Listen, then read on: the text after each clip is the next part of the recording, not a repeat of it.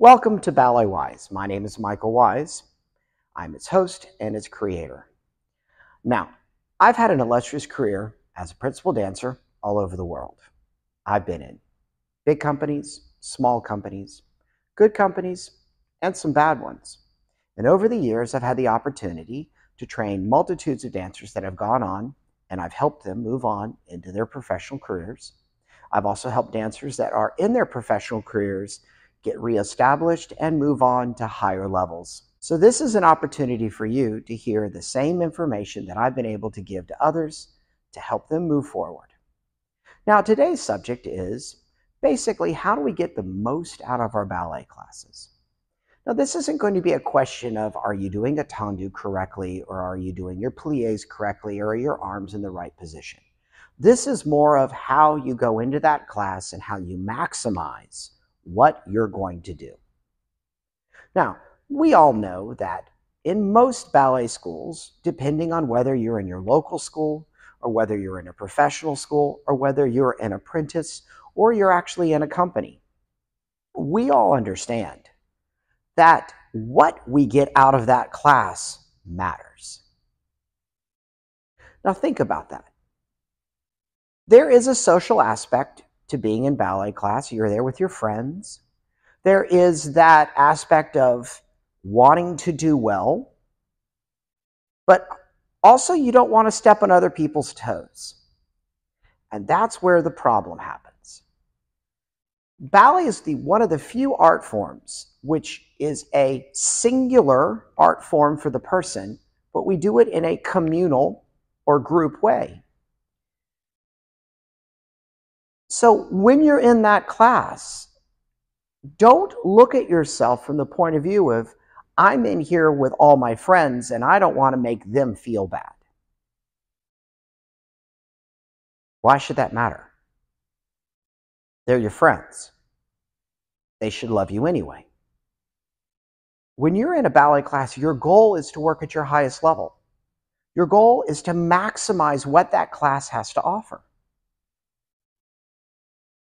So, in a way, we're holding ourselves back because we're more worried about how we will be perceived. And what you don't understand is this is the type of industry, whether you want to focus on being a professional or whether you just want to focus on being a dancer in your local community, that there are expectations. For you to dance Sugar Plum in your local performance, or for you to rise through the ranks in your professional school, or for you to get a second look from the company director, classwork is where it's going to happen. But you have to work in a way where we're maximizing each combination. Now, there are a handful of things that I constantly say when I'm teaching class. A perfect example is pull up until it hurts. Now, what that means is you are engaging your core and you're lengthening from basically where the hip begins all the way up through the upper part of your body. And we want to lengthen without falling backwards. We want to continue to stretch all the way to the point where it hurts. Then when we work on doing our combinations that way, we are engaging many of the muscles that we should be using all the time. We have to work harder, but also smarter. A tendu requires you to use 90% of your muscles. If you're doing exercises where you're a little bit on the loose side, you're probably not doing it right. Every muscle in your leg, your supporting leg, your hip, have to be engaged. You shouldn't worry about what the girl next to you or the girl in front of you is doing. They are there for themselves. They are there to work for themselves. You need to be focusing on you. But you also need to understand that there's almost like a little bit of a war going on between you and your body when we're in class. Because our brains are telling our bodies to move in a particular way, to hold it a little bit, hold ourselves differently. And our bodies are going, what? Nah, I don't want to do that. There's a reason why I refer to as ballet as the original blood sport. You know, you against yourself, who's going to win? We have to find that balance where we're working with our bodies, but our bodies are following our commands. Now, when you find that space where you're able to command your body and your body is more or less following those commands, you have to understand that the human brain can only process so much. We have a saying in class, what do you mean? You can't focus on 982 things at the same time? Well, you can't. You can probably only focus on 1 to 3. That's just the way the brain is focused. So focus on what is the most important part of your technique in class. Are you the kind of person you're always getting the same corrections? Well, that's a good starting point. Focus on that exact correction. Maybe you need to bring your hip a little bit further underneath you. Maybe you need to be pulling up a little bit more. Maybe you need to be raising your chin. Maybe you need to be supporting your elbows. We all know there are multitudes of corrections that we have received, and we will probably receive a whole lot more. So this gives you that opportunity to get more out of your class when you're able to focus on applying the correction to its limit. Push it. Are you the kind of person that's looking for, like, the class just doesn't seem to be as challenging anymore?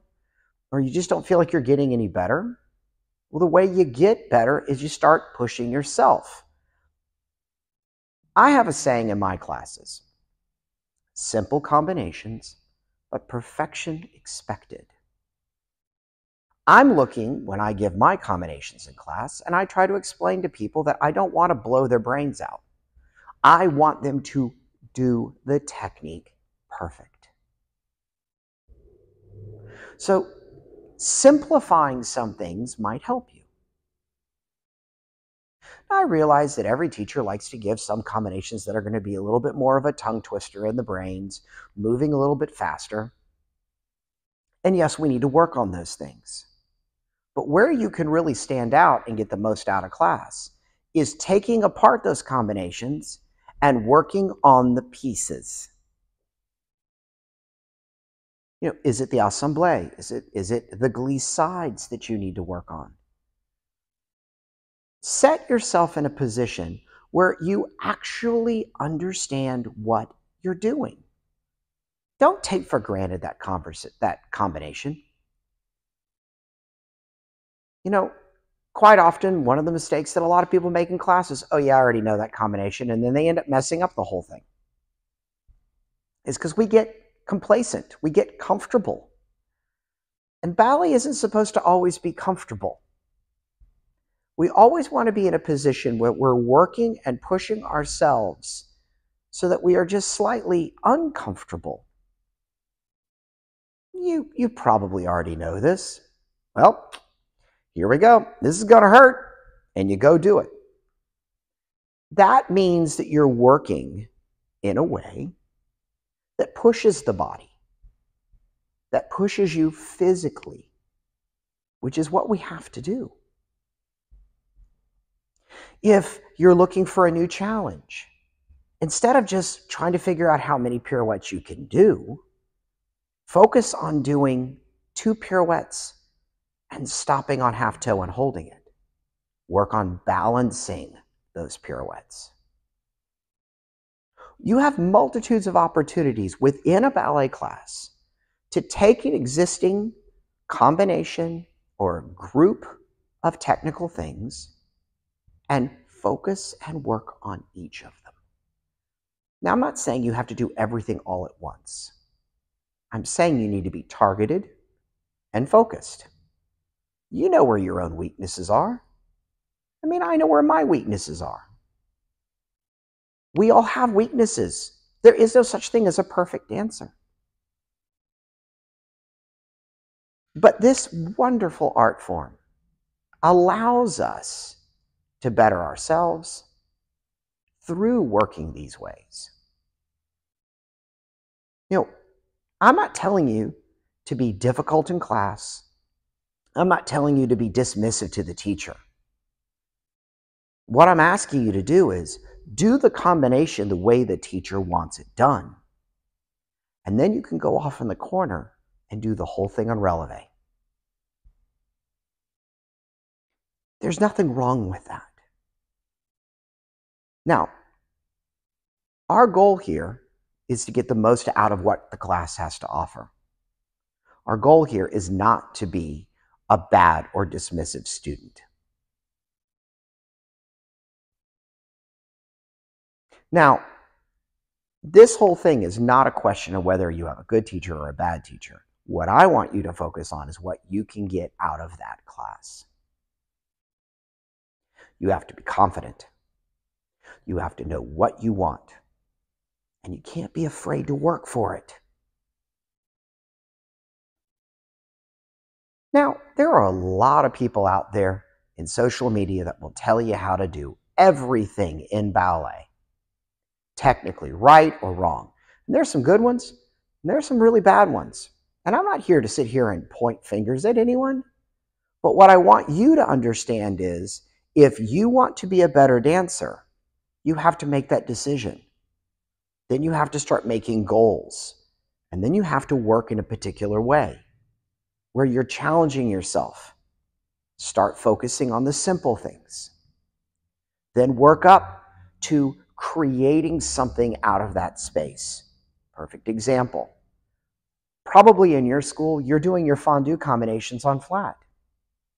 Well, there's no reason why you can't do them on releve. Yeah, it's harder. But over time, you do it that way, they're not going to feel so hard. When you're doing your adagio in the center,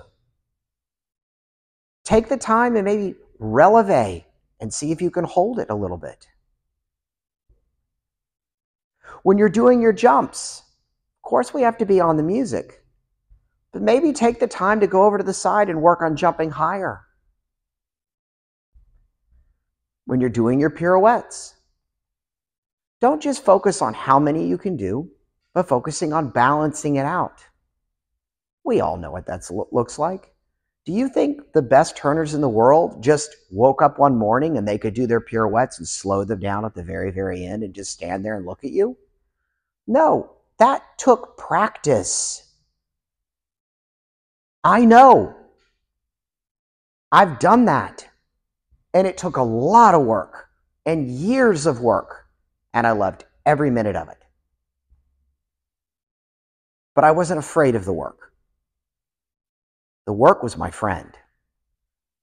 And to be a better dancer, you have to look at your work as your partner, your friend, someone who's going to be there with you all the time.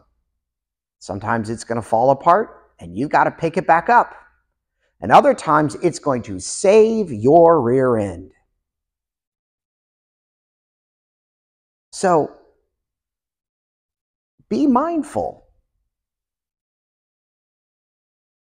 that we don't always have full control of our bodies. So we have to find a way to work with our bodies to get the best out of them. So remember, you need to be respectful to your teachers, but you also have to be respectful to yourself. Challenge yourself. Push yourself. If you're doing 2 pirouettes on a regular basis, maybe it's time to start working on 3. If you're already doing 5 and 6 pirouettes, well, maybe you need to start working on doing 2 and stopping. And hold it. There are multitudes of things where we can take our existing classes and our existing technique and we can maximize it. We can play within that space. This is the combination. And we're going to do it the way it's supposed to be done, but we might hold this just a little bit. Why? Because we can. that balance matters. So practice it regularly. If your weakness is your jumps, go on the corner. Work on your jumps. I learned to maximize my classes after an injury because I had to slowly work back. There were times where I couldn't do what everybody else was doing. So by me maximizing those combinations and then working on them on the side when everyone else was able to move on because I wasn't allowed to, I learned how to fix so many of my mistakes. I learned. There wasn't a teacher there standing with me. A teacher can only give you the information, and hopefully they can give it to you in a way that connects with you. But you have to take that information and find how it flows into your body, how it works with your muscles, how it works with your biology. And once you start working that way, you will always be able to get the maximum out of your classes. So hopefully, this will kind of get you started going down that path. Because a lot of it is about self-discovery of ourselves and what we're willing to do. Because pulling up until it hurts, it's not always comfortable, but it makes a difference. We have to get stronger. We have to get faster. But don't forget, you got to be creative. And creativity sometimes is what we're missing because it can allow us to see where we can apply ourselves differently. Now, I wish you the absolute best. All I can ask you to do is keep dancing. Remember to be the best person you can be, because the ballet world needs good people, not those that want to give up, quit, or pull others down. So if you like this content, give us a thumbs up. Go ahead and push that subscribe button because we have many more subjects coming along, and I'm pretty sure these are going to be some things that you're going to want to hear. And if you got any questions, any comments, anything that's going on in your mind, leave us a comment. We always will respond. We will try to get back to you. And you may leave us something that allows us to come up with a subject that may be even more meaningful for you the next time. So, my name is Michael Wise. This is BalletWise. Just remember, keep dancing and be the best person you can be.